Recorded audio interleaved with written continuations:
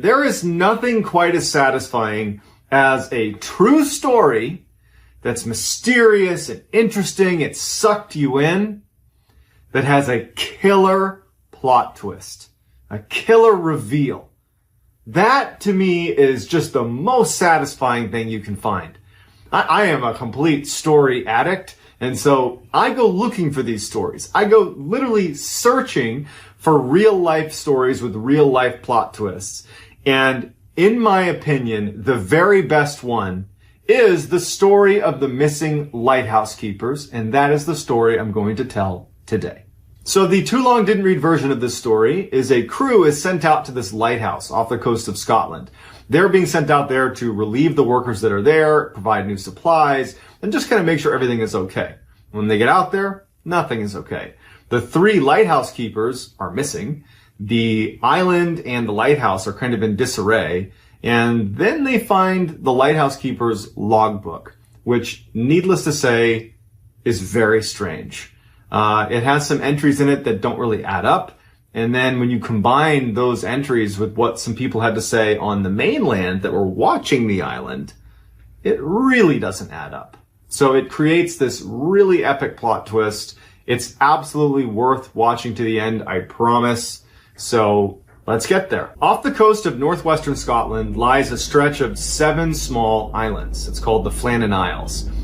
One of those isles is called Eilean Moor. And on Eilean Moor is a lighthouse, and that's where our story is going to be centered. But before we get into the story, Eilean Moor has some odd history to it. It's long been regarded as a place that's paranormal. In fact, on the island, basically the only people that inhabit it are the lighthouse keepers. Usually there's 3 or 4 of them, and sheep. And so sheep herders often go out to that island, and they're the ones that report hearing strange sounds and just feeling like they're being watched. It's a creepy place. And in fact, anybody that visits the island that isn't a sheep herder or a lighthouse keeper, even if they've never heard of the history of Eilean Moor, oftentimes report a very odd sense of being watched, of just not feeling right on that island. And so Eilean Moor really had developed a reputation as being a pretty creepy place. So in addition to just the strange aura around the island that basically anyone who went there reported, anybody that went to the Church of St. Flannan is its name, they reported feeling like they were being drawn to pray. That there was this overwhelming sense that you should be praying as soon as you walk into the church. And in fact, the draw was so strong, like getting on your knees and praying, that they developed this strange ritual that when you got to the island, it was customary that before you went in, you immediately dropped to your knees and crawled around the church on your knees before making your way inside and continuing to pray. So just a strange place with strange rituals. That's the scene that is set for this true life, very strange mystery. In December of 1900, a steamboat was passing by the Flannan Isles, and as they rounded their way past Eilean Moor, they noticed that the light was out. The lighthouse was not operational. And so when that steamboat finally got to port 3 days later, they told authorities that, hey, Eilean Moor is not operational. You should go check on them. And so as it happened, it was actually time to replace the lighthouse keepers that were at Eilean Moor. So Captain James Harvey gets his crew together, and he takes Joseph Moore, who's the replacement lighthouse keeper, and they head out to Eilean Moor to check on the lighthouse keepers, but also replace them. So it was a changing of the guard and making sure that everything was okay. As you approach Eilean Moor, you would see a massive staircase coming up from the dock all the way up to where the lighthouse is. So from a distance, if you were looking at Eilean Moor, it would be fairly easy to break out anybody that was walking down the steps to get down to the dock. And since the island was really only inhabited by lighthouse keepers and sheep, the crew, Captain Harvey and his crew, as they're making their approach to Eilean Moor, they're watching those steps to see if the lighthouse keepers are going to notice them and come down and greet them on the dock, because that was customary. You always are at the dock ready to assist the crew as they come into Eilean Moor. That was just the way it was done. And so as they're making their approach, they're watching these steps, looking for signs that the keepers are coming down, because on some level, the crew that's going out to replace them, on the back of their head, they're a little bit nervous that something's wrong. I mean, they know that the lighthouse was not operational, and that's part of the reason they're going out. So they're kind of like actively watching those steps. They're looking for signs that they're coming down to the dock. And as they get closer and closer, they don't see anybody come down the steps. They don't see anyone on the dock. And even worse, no preparations were made for the next crew to come into the dock. That was something that all lighthouse keepers did. They kept that dock, up to code so that if any time someone came in, they could properly dock and make their way up. So no preparations are made. No one is coming down to greet them. So the omen is pretty bad.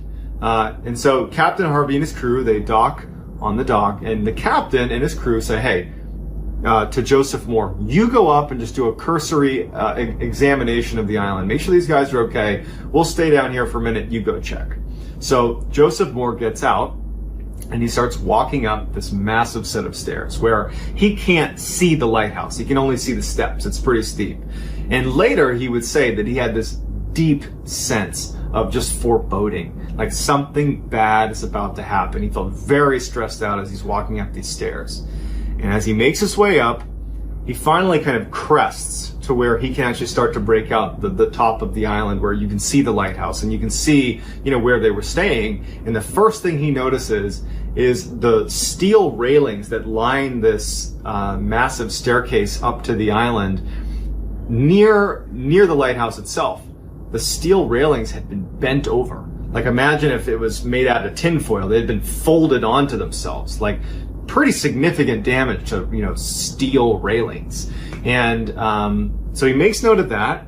And he also notices that this big boulder that just, I don't think it was decorative, it just was on the island, and so they built around it. There's this huge boulder that just was right in front of the lighthouse, and it had been that way for, years and years. It had moved significantly, and you could actually see a trail underneath the boulder where it had rolled across the grass. So Joseph Moore, the replacement lighthouse keeper, is thinking to himself, my God, this is straight out of the storm of the century.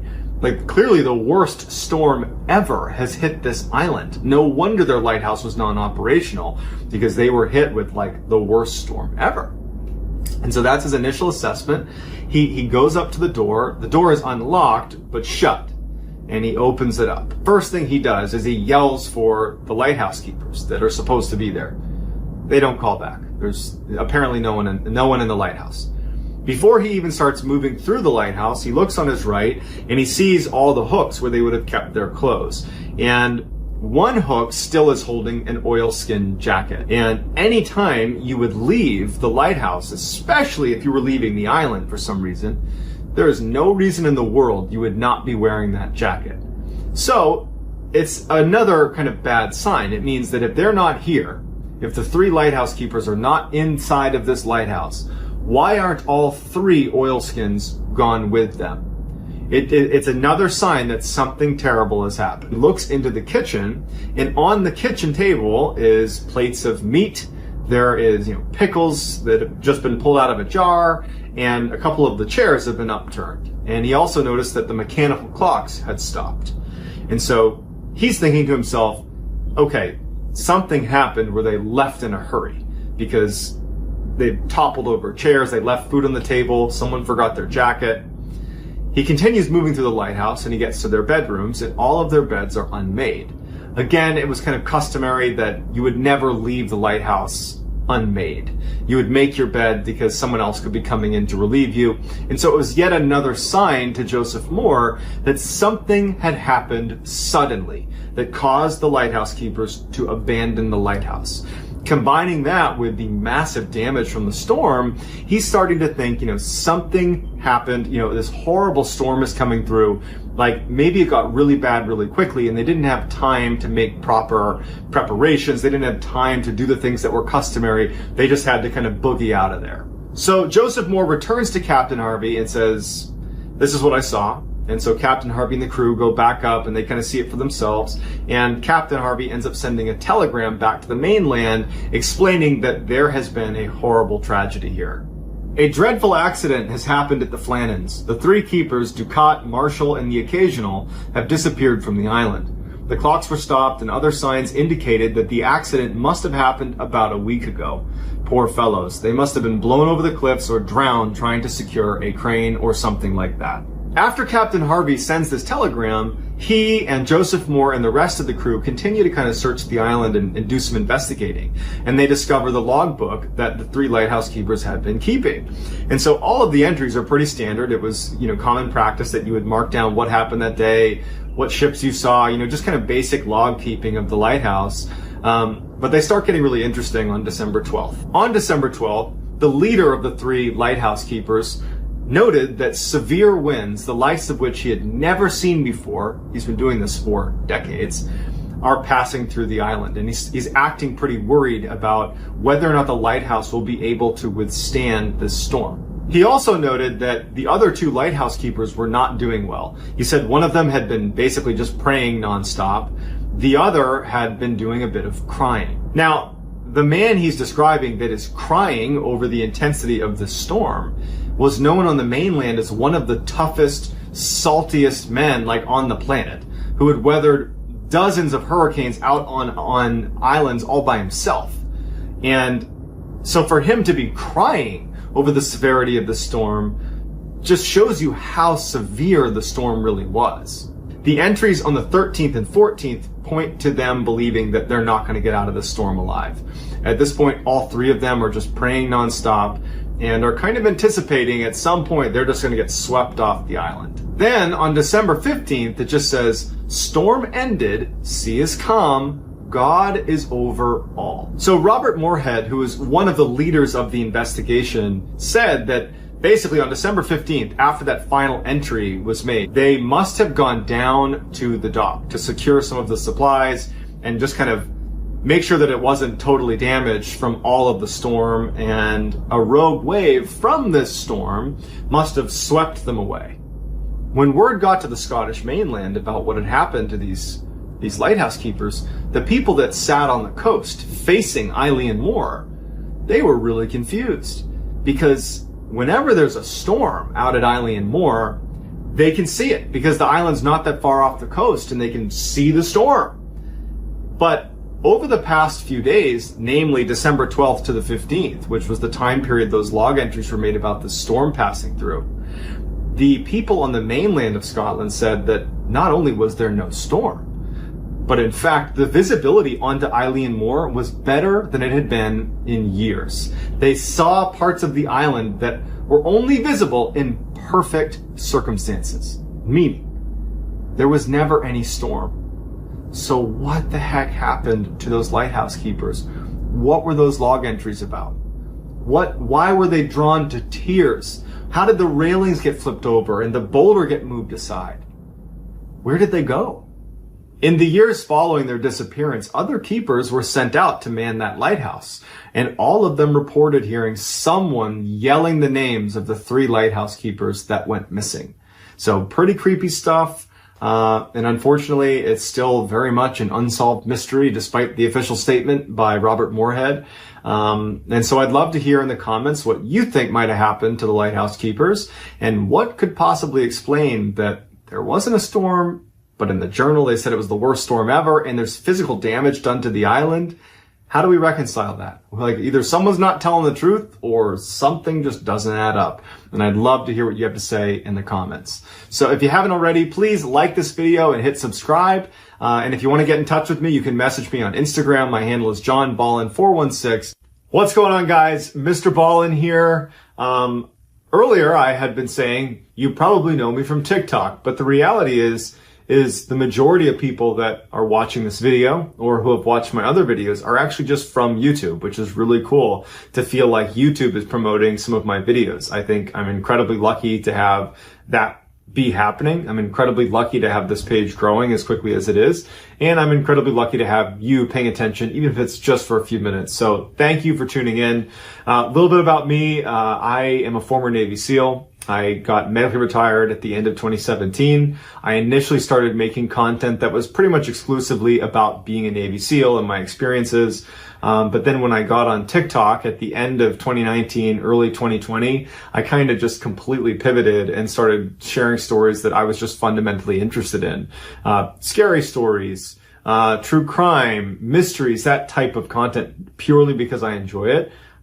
I was very fortunate that it took off on TikTok, and here I am on YouTube, kind of trying to do the same thing, sharing content about, darker, but really interesting, compelling stories.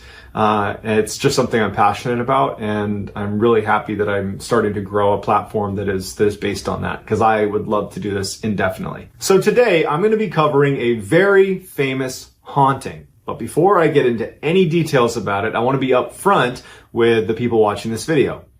This video and my channel in general are not designed to be, an attempt at convincing people that the paranormal is real or that ghosts are real.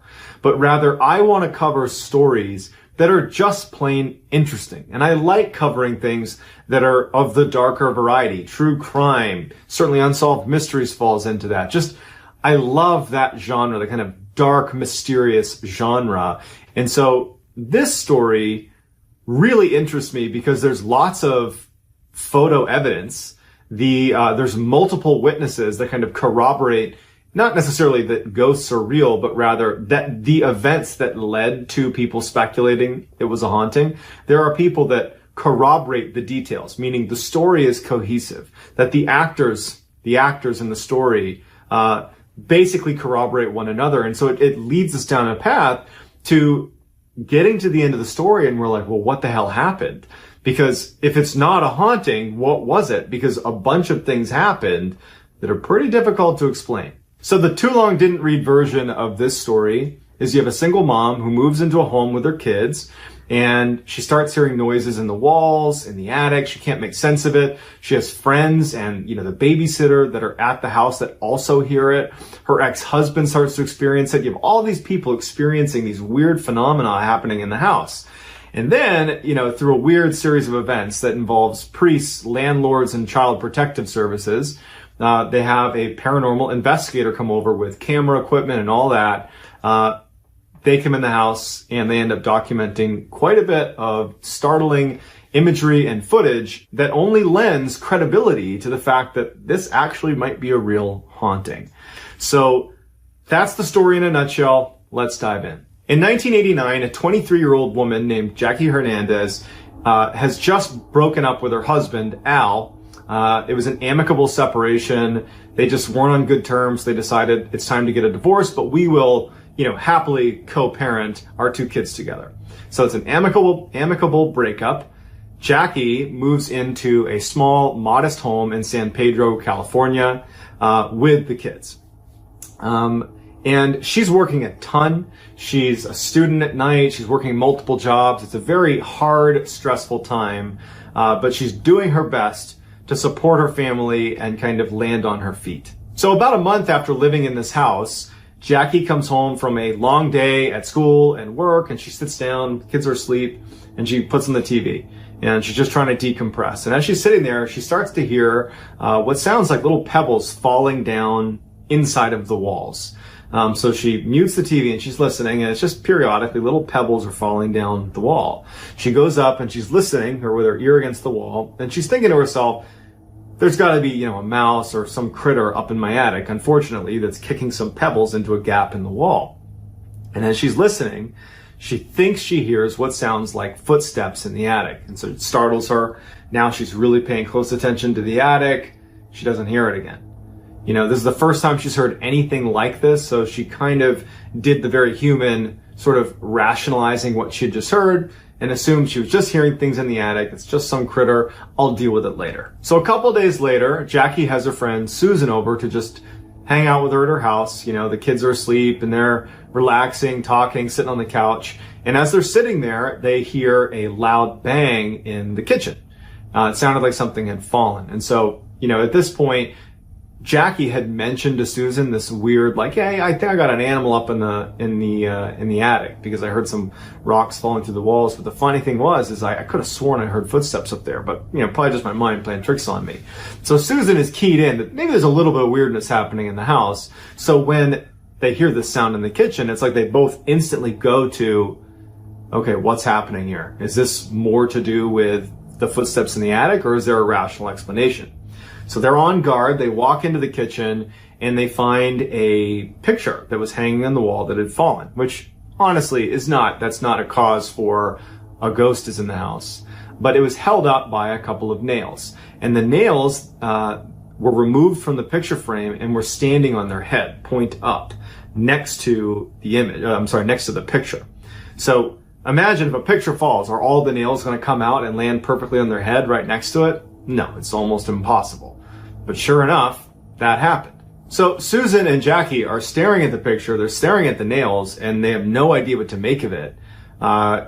Susan was a little bit more eager to connect it to these footsteps in the attic, but she also did not want to, frighten her friend because she knows she's living alone. And so they kind of talked a little bit about it, and maybe they both wanted to have that discussion about what's happening in the house, but they both kind of decided, without saying anything, that we're going to kind of avoid this topic.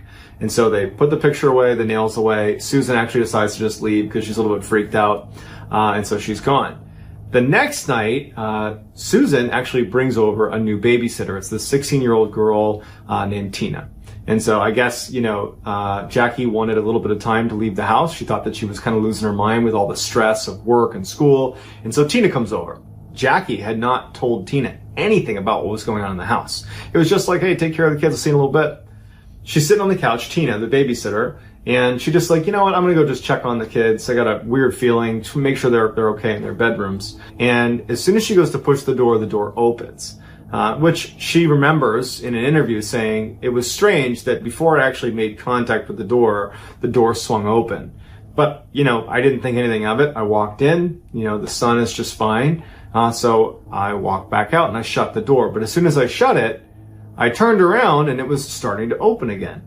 And she describes thinking that, I guess, the house must be, not level or something. Jackie comes home and Tina tells her about the door.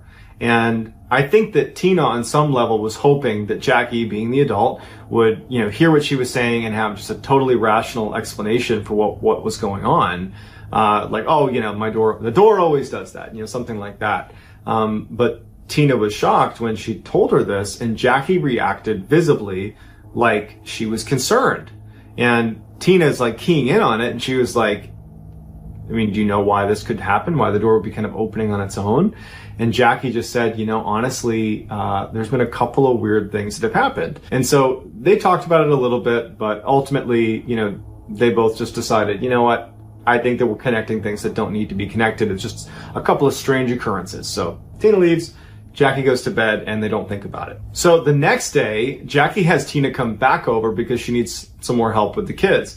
And so as they're standing in the kitchen, Jackie's describing to Tina what she needs to do that night, when to feed the kids, what time to put them to bed.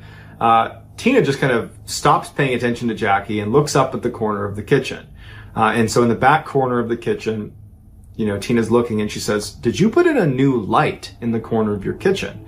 And Jackie looks too and she's like, whoa, what is that?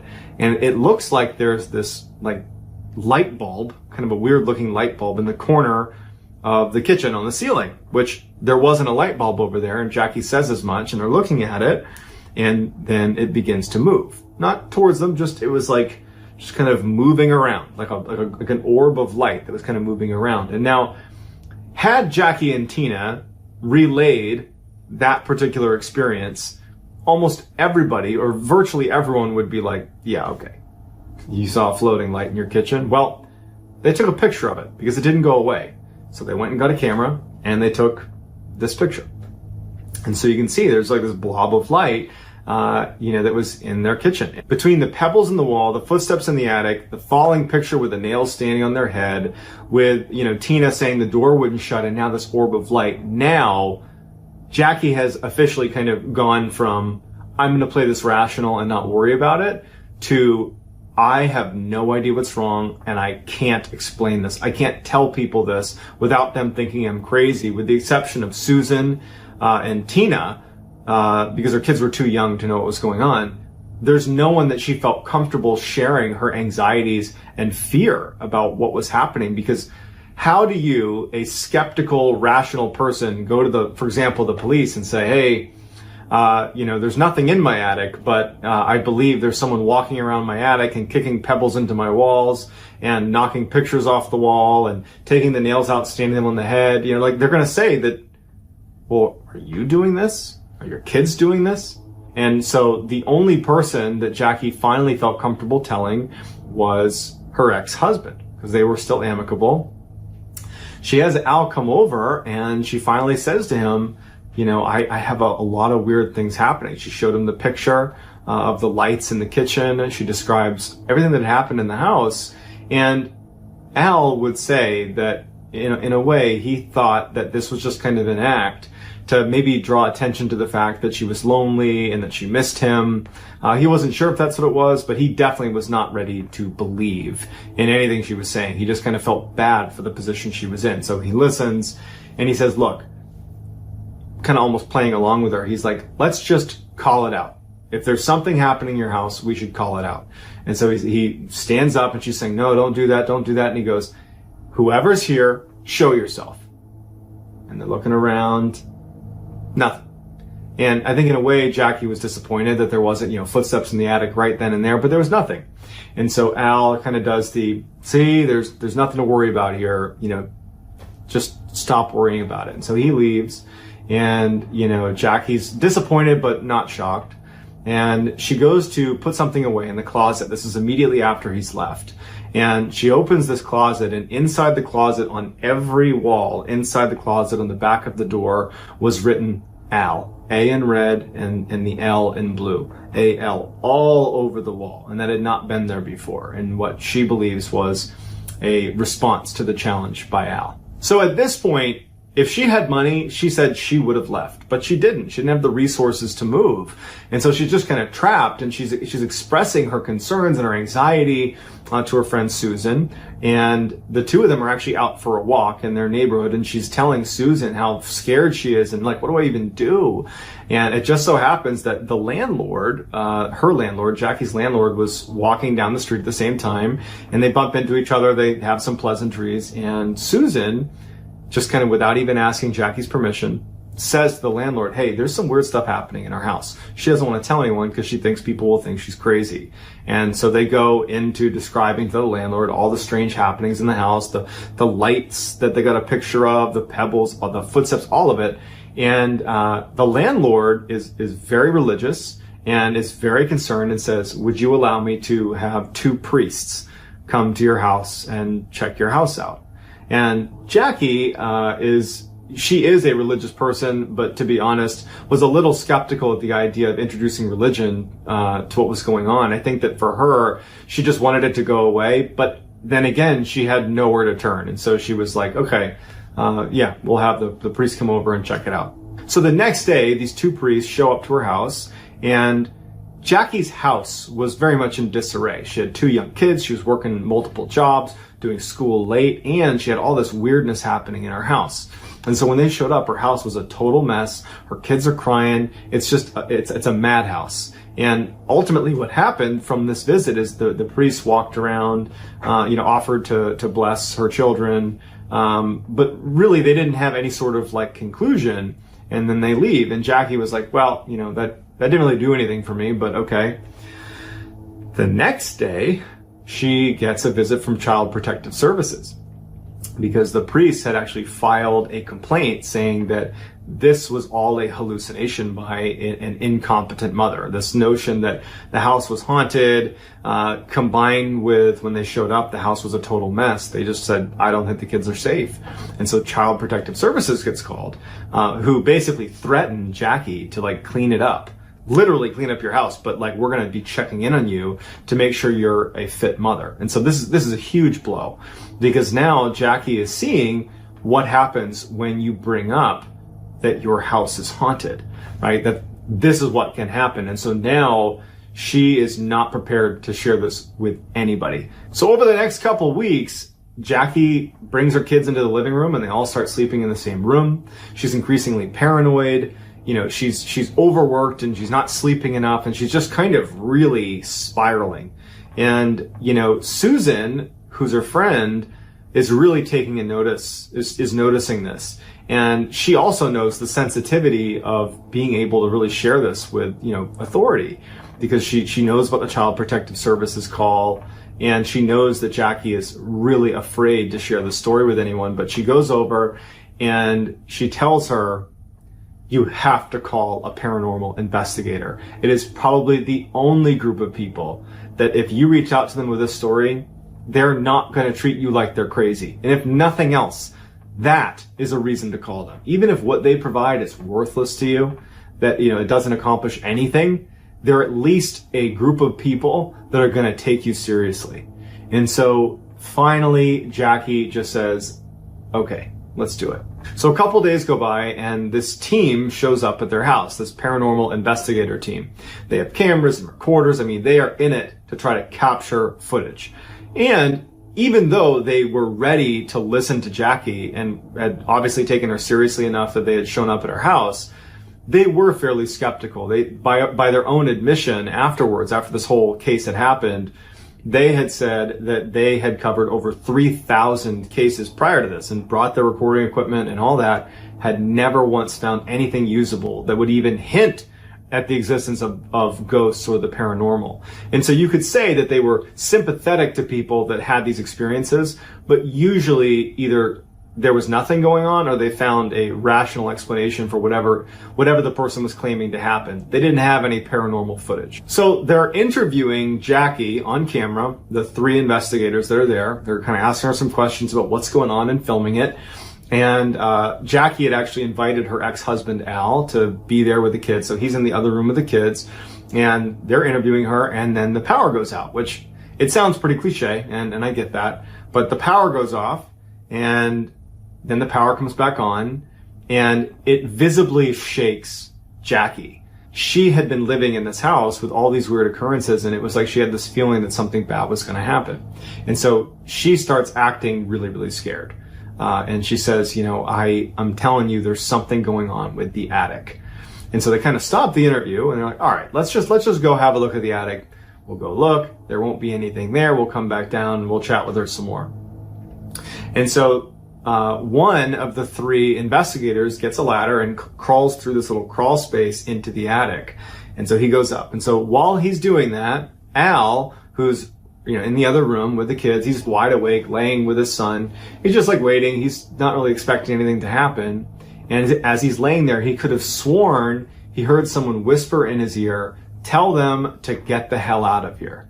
And he has an interview he does where he describes this moment, and you can tell that Al is as skeptical as they come. And he's like, I just don't know how to explain it. I heard it clear as day. And right after I heard it, I heard a scream from the attic.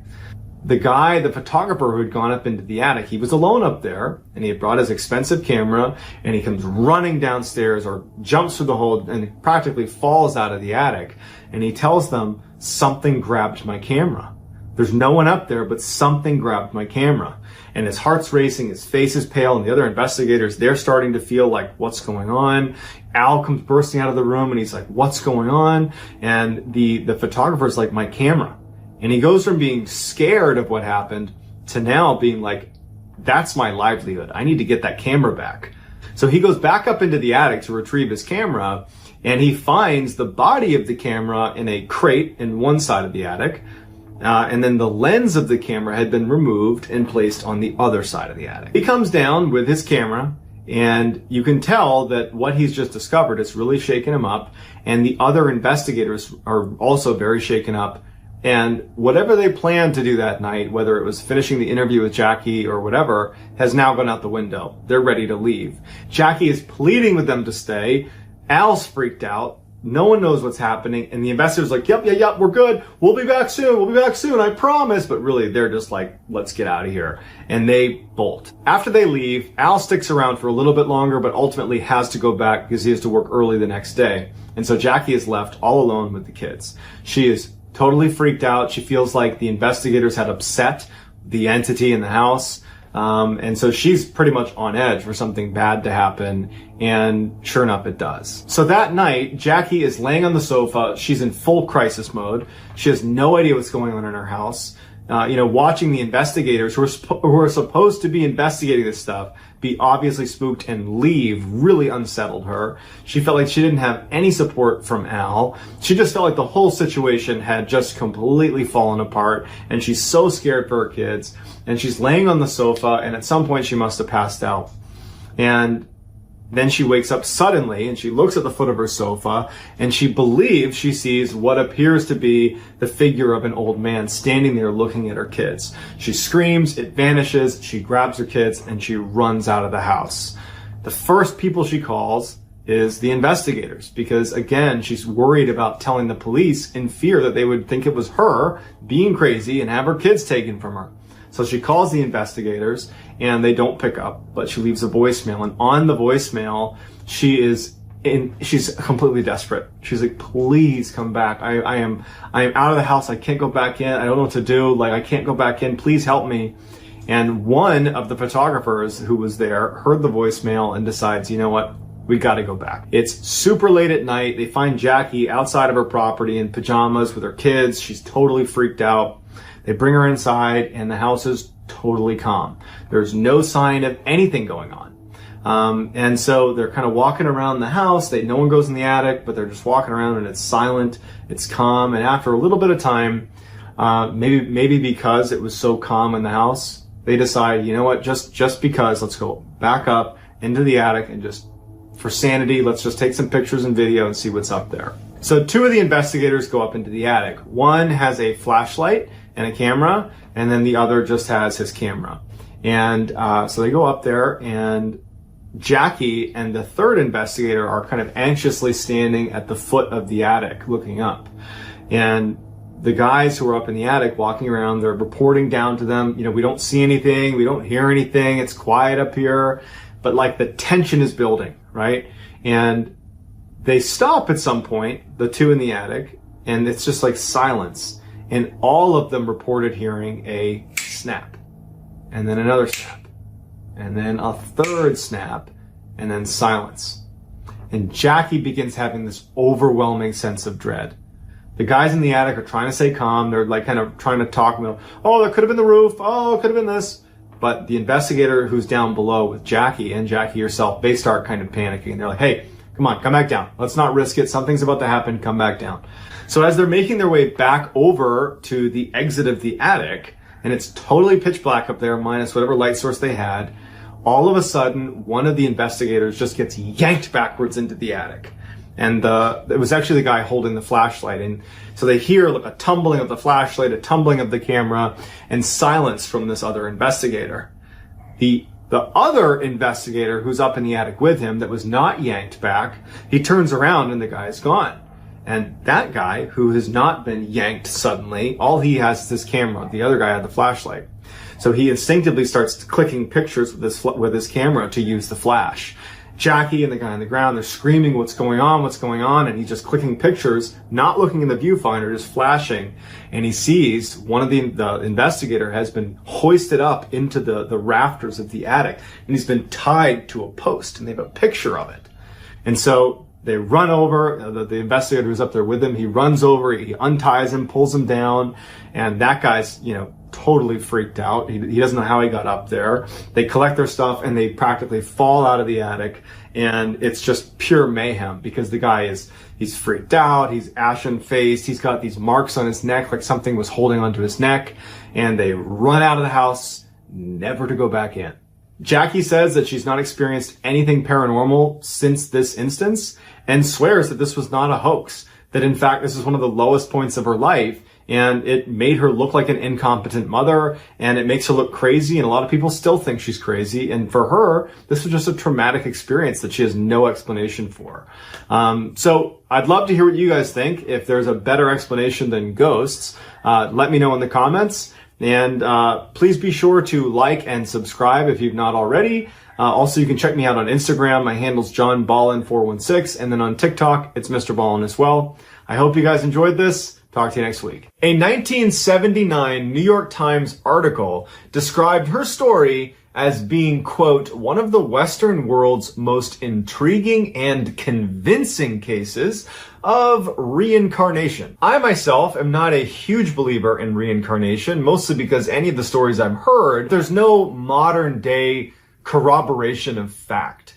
But in Dorothy Eady's case, or as she became known, Setty's case, she has a number of things that line up with her story, with her lifelong story, that She, in fact, was from ancient Egypt and was actually a priestess in ancient Egypt times.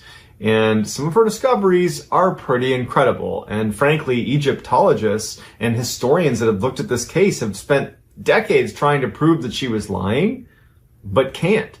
She had information that she shouldn't have had that begins to make you wonder, maybe she really was reincarnated. Before we get started, if you could please gently destroy the like button and then go ahead and hit subscribe and turn on all notifications, that would be great. I'm going to be posting a ton of content just like this as many times a week as I can. I'm aiming for 3, if not 4, every week going forward, so please come along. The too long didn't read version of this story is you have Dorothy Eady, who as a child has a near-death experience.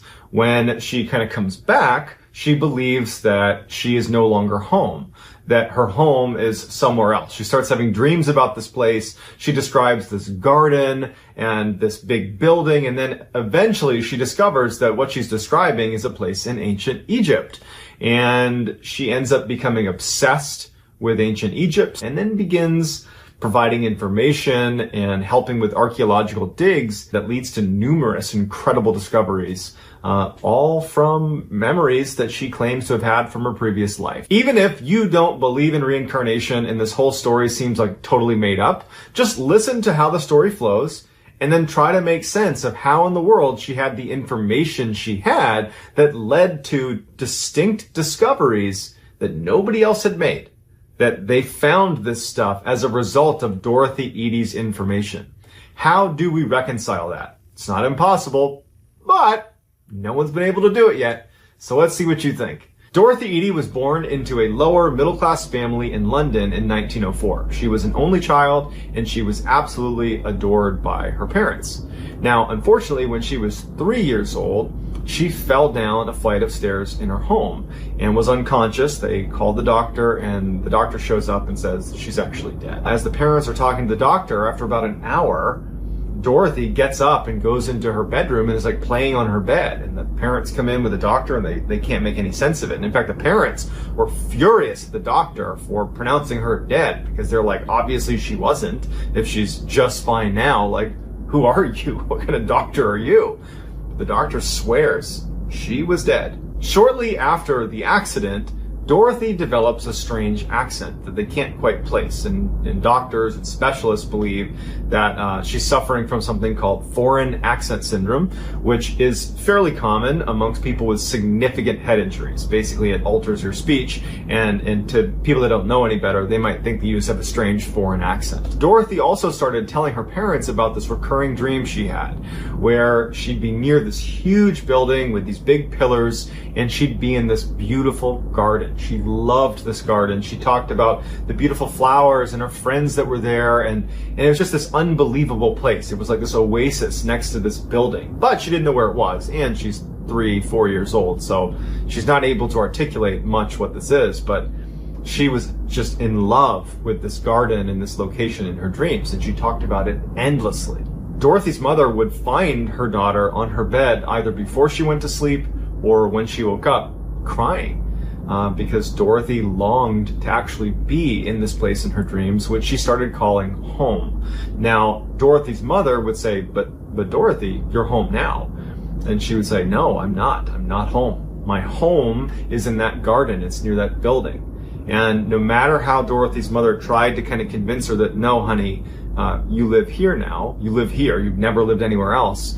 Dorothy was unbelievably convinced that what she was seeing in her dreams was her actual home. It was around this time that Dorothy's parents brought Dorothy to a British museum where they had a big ancient Egyptian exhibit set up. And when they went into the museum, Dorothy sees this exhibit and she's immediately attracted to it. And as she gets closer, she starts seeing the statues of the pharaohs and pictures of the pyramids, and she sprints into the exhibit, runs away from her parents, and she's running to the different statues of the pharaohs and of the Sphinx and all of these different icons from ancient Egypt, and she's kissing their feet and she's sobbing hysterically, and she's yelling, I'm home, I'm with my people. This little tiny kid is having this revelation that she's found found home, and she refused to leave the museum. Finally, her parents, get her to calm down. They're pretty embarrassed as people are like looking at them like, what's going on with your child? She finally leaves with her parents, but at this point, now Dorothy has attached that place in her dreams that she longs to go with the beautiful garden. She's attached it to Egypt, to ancient Egypt. And so she becomes completely obsessed with ancient Egypt. Her obsession with ancient Egypt started to get her in trouble. When she'd go to Sunday school, her family is a very, very devout Catholic family. She would compare Catholicism to other ancient Egyptian religions. That got her in a lot of trouble, and in fact, they said, you can't come to Sunday school anymore. Then she got expelled from her Catholic school because she refused to sing a number of the hymns that in some way disparaged Egyptians, ancient Egyptians. She was also told that she could no longer attend Sunday Mass for the same reasons. She was basically not welcome anymore. At 6 years old, Dorothy, who knew how to write and read in English, started to take a keen interest in hieroglyphics, Egyptian hieroglyphics, and she said that they were definitely familiar to her, but she had forgotten how to read it. When she was 7, she was looking through a textbook and she saw a picture of the Temple of Seti I, which is in Abydos, Egypt. And as soon as she saw the picture, it was a big picture of the temple, and then next to it kind of like the broken remains of what looks like maybe a garden of some kind. And she immediately said, that is my home. That's where I'm from. Right there. Temple of Seti I in Abydos, Egypt. That's my home. And as she's looking at the picture and she's looking at those kind of tattered, broken remains, this is thousands of years old, she's looking at the area next to this big temple in the picture. And she's like, that's the garden, but where are the trees? Where is everything? Why does it look like this? Like she didn't understand that was thousands of years ago that it was a garden. But she saw the picture and immediately knew it as her home. Also in the textbook was the picture of the pharaoh, Seti I, who the temple was named after. And when she saw the picture of the very well-preserved mummy, she was overcome because she claimed to have known him personally.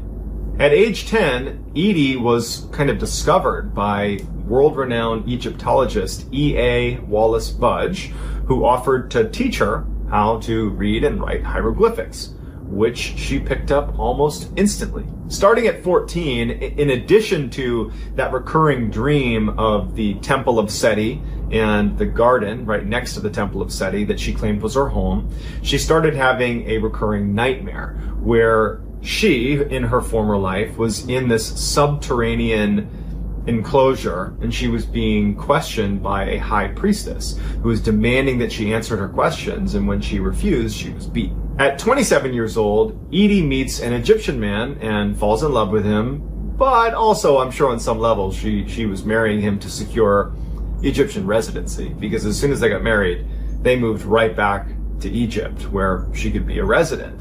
And actually, when they landed in Egypt, the first thing she did, she's overcome with emotion when she lands, and she starts kissing the ground and crying and saying, I'm home, I'm home. Dorothy and her Egyptian husband have a son, and they name him Seti, just like the pharaoh Seti. Once Edie moved to Egypt, she started, by her account, getting visits from an entity known as Hor-Ra. Now, Hor-Ra, she claimed, was the spirit of the pharaoh Seti I. She would get into these almost trance-like states at night over that first year she was in Egypt. It was like she'd be sleeping, but then she would get up and be in this trance, and she would start frantically writing in hieroglyphics in the middle of the night. And her husband would wake up, and he would see her doing this, and she was like, he couldn't stop her. He couldn't communicate with her. She was just in a trance, recording what she was claiming Hor-Ra was telling her, was dictating to her that she needed to write down. And it was, in fact, about who she used to be. She used to be, according to Hor-Ra, a woman by the name of Ben Trishit, who lived 3,000 years earlier in the time of Pharaoh Seti I, and who lived in the Temple of Seti in and around that garden. So after a year of her going into these trances and writing in hieroglyphics, she had over 70 pages of transcript of what she claims was her story. And it goes like this. Before being born as Dorothy Edie, she was an Egyptian woman named Ben Trishit. Her father was a soldier and her mother was a vegetable seller who actually died when she was just 3 years old. Unable to care for her, Bint Rashid's father placed her in the temple of Qam el-Sultan. She was then raised at the temple where she later became a priestess. When she was 12 years old, Bint Rashid was given two choices: either venture out into the world on her own or become a consecrated virgin and stay at the temple. Bint Rashid decided to take the vows. But a few years later, she meets Pharaoh Seti I, and they end up falling in love, and soon she becomes pregnant. When she is discovered to be pregnant, she was interrogated by the high priest and beaten when she refused to answer, a scene that corresponded to her childhood nightmare. Unwilling to put her beloved Seti through a public scandal, Bint Rashid took her own life. Edie's husband grew increasingly disturbed watching his wife go into these trances and write out the hieroglyphics. I mean, she's amassing all these pages of hieroglyphics. Her whole thing was just too much for him, and so he ultimately filed for divorce in 1936. Following the divorce, Dorothy and her young son leave and go live in another town near the Giza pyramids, and she starts going by the name Seti, which means mother of Seti. So she doesn't go by Dorothy Edie anymore. And at this point, she also takes a job with Egypt's Department of Antiquities, and she begins a very lengthy and highly successful career in Egyptology. For nearly 20 years, Seti would research almost exclusively the temple of Seti I and learn everything about not only the temple, but the people who lived there, because it was where she believed she used to live. But it wouldn't be until 1952, when she's almost in her 50s, that she finally actually steps foot in Abydos. And it was because of a job transfer that put her there. And in fact, she took a pay cut to get this job. She was so desperate to just finally step foot in the place that she believed was her old home. As soon as she walked into the temple, the first thing she says is, "It's as if I've lived here before." And she quickly sets up a office in one of the temple rooms and spends almost all of her time there. And she even befriends a cobra and feeds the cobra daily, and just has this cobra friend that just hangs out with her, which no one could make any sense of. Lots of rumors swirled around whether this woman was sane, but because her contributions to Egyptology were so pronounced and so useful, that she was very highly regarded. But of all of her accomplishments, of all of the things that she did, the thing that she is most known for is when she was able, as soon as she got to the temple of Seti I, identify exactly where the garden was. For Seti, she'd been having dreams of this garden her whole life. And so she very quickly said, if you dig here, you're going to find this garden. And sure enough, they dug down and there was the garden. And in fact, she had described the layout of the garden, what trees were where, what types of trees were there, and it was all confirmed. And once they dug it up, she was also instrumental in identifying where to dig on the north side of the temple, where she said there was a tunnel that ran underneath. It was a secret tunnel. And sure enough, they dug down, there was the tunnel. That was something that they had never seen before. Only she knew about it, and there was no way she would have known about it without prior knowledge. In addition, she also pointed researchers to search in a specific area, in an area known as the Valley of the Kings, for a tomb, a long forgotten tomb. And sure enough, almost exactly where she described, there was in fact a tomb that had never been discovered before. As much as other Egyptologists did not want to accept Seti's claims that she had been reincarnated, and that's why she has all this knowledge, they wanted, frankly, it to be just the ramblings of a crazy person and it to just be some elaborate hoax, but they couldn't deny the fact that she had intimate knowledge of certainly everything that ever happened at the temple of Seti I in the time frame that she claimed to have been living there 3,000 years prior. Fascinatingly, right before she died, when she was 81, she said that there was a secret underneath the temple of Seti I. There was a secret chamber, and there was a secret within that secret chamber. But no one's ever gone down there. No one knows where to begin to look. And so without Seti guiding them, it may be one of those things that we'll just never know.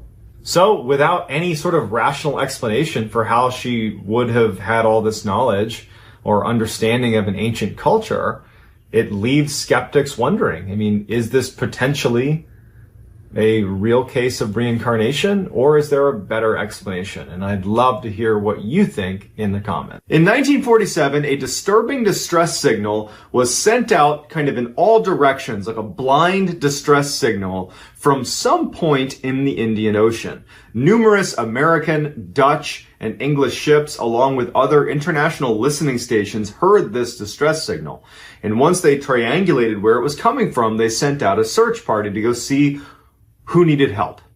When they arrived on scene, they discovered something that would become one of the most famous maritime mysteries of all time. This is the story of the SS Orang Medan. What's going on, guys? Mrballen here. I was a Navy SEAL for a little while, and now I tell strange, dark, and mysterious stories on the internet. YouTube is my new passion, and I'm going to be posting at least 2 times a week going forward. And if you like this kind of content, please right now hit like on this video and subscribe to my channel, turn on notifications so you don't miss any of this stuff. Thank you very much. Before we get into the story, I want you guys to be looking at this through the lens of trying to decipher whether or not you believe this really happened, because there is a large percentage of people that say this is just an urban legend.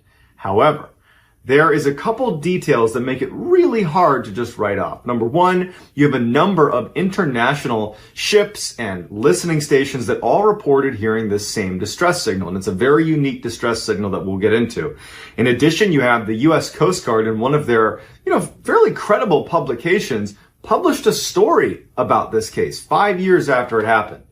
And then you have the fact that this case has been around since 1947, it's been 70 plus years, and no one's officially debunked it. So let's dive in. In 1947, several Dutch, American, and English ships, along with a number of listening stations, picked up this strange distress signal that was coming from somewhere in the Indian Ocean. The distress signal, which was in Morse code, went like this. An officer, including the captain, are dead, lying in chart room and bridge, possibly whole crew dead. Then there was a burst of indecipherable Morse code, and then it ended with 2 words. I die. Then silence. One ship that heard this distress signal was the Silver Star. It was an American vessel that was kind of patrolling the waterways around the coast of Malaysia, and with the help of other ships in and around the Indian Ocean and some of the listening stations, they were able to triangulate the location of this distress signal. And they pinpointed a ship called the SS Orang Medan that was located right at the end of the Strait of Malacca, which is the primary shipping lane between the Indian Ocean and the Pacific Ocean. And so this ship was basically drifting out towards the Indian Ocean. And so the first thing that the Silver Star does is they try to send a message back to the Orang Medan. But after numerous failed attempts, the captain of the Silver Star decides that we need to go investigate because something is obviously not right here. So the Silver Star tells all the other ships in the area, along with the other listening stations, that they are going to be the search party. They're going to reroute and head for the Orang Medan, because at this point, anybody that had heard that signal is saying, like, what do we do? Like, are we going to go investigate? Are you? After a couple of hours of heading straight for the Orang Medan, they see off in the distance the ship. From the eyes of these very experienced sailors on the Silver Star, they knew almost immediately that this ship is dead in the water. It's just drifting, which is not a good sign, especially if you combine that with the signal they got. As they get closer and closer to this ship, it becomes creepier and creepier because they're looking up, and in the bridge where, the steering wheel would be, they can't make any person out. There's no one up there. There's nobody standing on the edge. I mean, they just sent this distress signal. You would think with a ship that's dead in the water that they would be lining the outside of the ship trying to signal someone down. But no, it's just quiet. No one on board, all lights off, just drifting, bobbing in the choppy waters of the Indian Ocean. And so as they get closer, they start blowing their whistle to try to attract anybody on the Orang Medan to signal them back. They're also doing more Morse code to try to get their attention again, not being picked up. And so finally, after all these failed attempts and just the general weirdness around it, the captain of the Silver Star decides, we need to board this ship. So the Silver Star crew members, they knew before they boarded that almost definitely they were going to find something terribly wrong with this ship. There's just too many red flags about it. They were anticipating something bad, but I don't think that they were really prepared for just how bad this was going to be. So they board the ship, and right away on deck is a number of crew members that had passed away. They're all deceased. And the mystery really kicks in the position, the body position of all of the dead crew members. They were all on their back with their hands outstretched in front of them as if defending themselves from some unseen assailant above them. Even strangers, they had this look of abject terror on their face, as if the final moments before they died were just excruciatingly painful and terrifying. Even the dog was in a position with its teeth bared. It looked like it was growling up into the sky. All of them. And so obviously the Silver Star crew members are, shocked at what they find. And they're kind of looking at each of these dead crew members and they're like, what is going on? So they make their way up to the bridge, and everybody's also dead in the same position, basically fighting with some unseen assailant in their final moments before they pass. The person who had been sending out the distress signal had literally slouched over the telegraph. Like their finger was literally on the telegraph. He's the only one that was not doing this. He was on the telegraph and had passed away in that position. So they go down into the bowels of the ship. Normally, inside of a steel ship in the boiler room, it's going to be pretty hot. There's no real ventilation to speak of. Not to mention outside, it was over 100 degrees. They went down into the boiler room and down into the ship, and it was strikingly cold. Some of the crew members from the Silver Star said it felt like it might have been about 40 degrees Fahrenheit. They found more crew members also passed away, also fighting with something in the air, with that look of abject terror on their face. So all of the crew has perished in this very bizarre way. There was no overt damage to the ship.